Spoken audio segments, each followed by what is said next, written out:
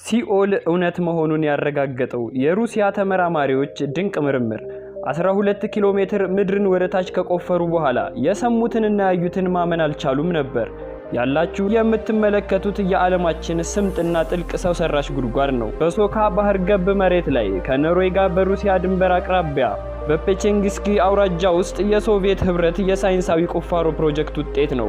ፕሮጀክቱ በተቻለ መጠን ወደ ምድር ቅርፊት ለመግባት በጥልቀት ሙከራ የተደረገበት ነው። ቁፋሮ የተጀመረው በ1979 ዓመተ ምህረት አራልማሽ በተባለ እጅግ ዘመናዊ የቁፋሮ መሳሪያ በመጠቀም ነው።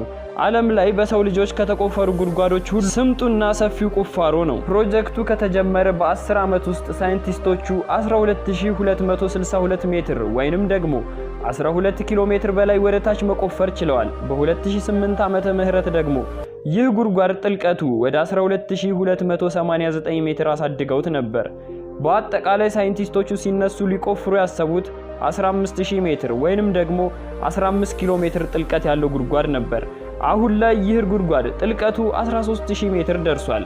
2000 ሜትሩን ወደታች መቆፈር ግን አልተቻለም። ምክንያቱም ጉድጓዱ ከሚጠበቀው በላይ ነበር ሙቀቱ። ባለው ከፍተኛ ሙቀት ምክንያቱም ቁፋሮ መቀጠል ሳይቻል ቀርቷል።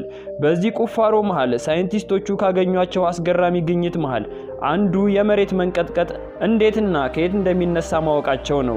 ይኸውም የመሬት መንቀጥቀጥ ሞገድ ፍጥነቱ የሚከሰተው በጥቁር ድንጋይ ውስጥ ባለው ዘይቤያዊ ሽግግር ምክንያት እንደሚመጣ ማወቅ ችለዋል። ይህንን ነገር ማወቅ የቻሉት ምድርን ወደታች 7 ኪሎ ሜትር ከቆፈሩ በኋላ ነው። በተጨማሪም ወደ ታች 6 ኪሎ ሜትር ከቆፈሩ በኋላ ማይክሮስኮፒክ ፕላንክተን ቅሪተ አካል ማግኘትም ችለዋል። በዚህ ርቀት ይህ ቅሪተ አካል መገኘቱ ግርምትን ፈጥሮም ነበር። በተጨማሪም በዚህ ቁፋሮ መሃል የሚያንጸባርቅ የመሬት መንቀጥቀጥ መስቀለኛ ክፍል ማግኘት ተችሏል። ታዲያ ሳይንቲስቶቹ 13000 ሜትር ላይ ከደረሱ በኋላ ባለው ከፍተኛ ሙቀት ስራውን መቀጠል ተስኗቸዋል። የሙቀቱ መጠንም 1100 ዲግሪ ሴንቲግሬድ ነበር። ስራ ለማቆም የተገደዱት ሳይንቲስቶቹ ተስፋ ቆርጠው ሳለ በአንዱ ቀን ከጉድጓዱ ውስጥ ያልታወቀ ድምጽ ይሰማሉ። እዚህ ጉድጓድ ውስጥ ምን እንዳለ ለማወቅ የጓጉት ሳይንቲስቶቹም ምርምራቸውን ይቀጥላሉ። በመቀጠልም ይህንን ሙቀት መቋቋም የሚችል ማይክሮፎንና በርካታ ሴንሰሮችን በማዘጋጀት ወደ ጉድጓዱ ጥልቅ ክፍል ይልኩታል። ታዲያ በስተመጨረሻ የሰሙት ድምጽ እጅጉን አስገራሚና ያስደነገጣቸው ነበር። ይኸውም የሰሙት ድምጽ በሲኦል የሚቃጠሉ ነፍሳትን ነበር። ድምጹም ይህንን ይመስላል።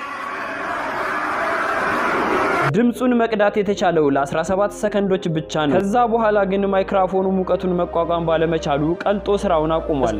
አሁን ላይ በራሺያ መንግስት ትዕዛዝ መሰረት ይህ ፕሮጀክት ሙሉ በሙሉ እንዲቋረጥ ተደርጓል። ቦታውም ታጥሮ ጥብቅ እንዲደረግ ሆኗል። በስፍራው መንቀሳቀስም ሆነ ሌሎች ነገሮችን ማድረግ ክልክል ነው። ይህ ፕሮጀክት ድጋሜ ለምርምር በቅቶ እዚህ ጉድጓድ ውስጥ ያለውን ሚስጥር ማወቅ የሁላ